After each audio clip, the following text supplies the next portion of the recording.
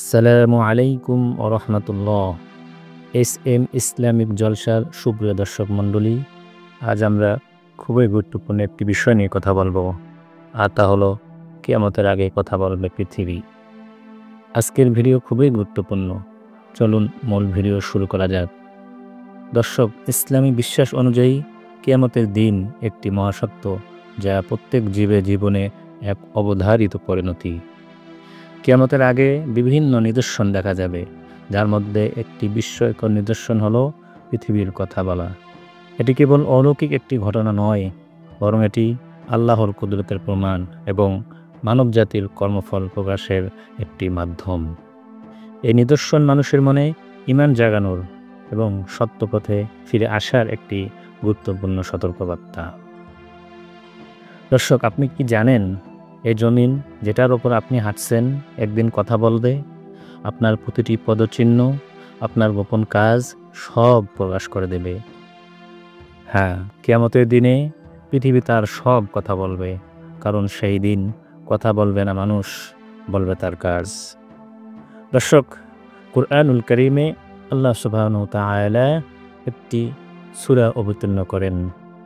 আল্লাহ সুবহানাহু ওয়া তাআলা বলেন, বিসমিল্লাহির রহমানির রহিম, ইযা যুলজিলাতিল আরদু জিলজালাহা ওয়া আখরাজাতিল আরদু আথকালাহা ওয়া ক্বালাল ইনসানু মা লাহা ইয়াওমাইযিন তুহাদ্দিসু আখবারাহা বিআন্না রাব্বাকা আওহা লাহা ইয়াওমাইযিন ইয়াসদুরুন নাসু আশতাতা ليروا أعمالهم فمن يعمل مثقال ذرة خيرا يره ومن يعمل مثقال ذرة شرا يره।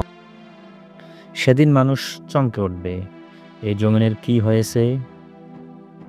আর জমিন কথা বলবে, কারণ তার প্রভু তাকে কথা বলার অনুমতি দিয়েছেন। প্রিয় দর্শক, জমিন সাক্ষী দেবে কে কখন নামাজ পড়েছে, কে অন্যায় করেছে, কে মাটির উপর থেকে আল্লাহকে ভয় করে হেঁটেছে, আর কে অহংকার করেছে। আপনার হাত, আপনার পা, এমনকি আপনার চামড়াও সেদিন কথা বলবে।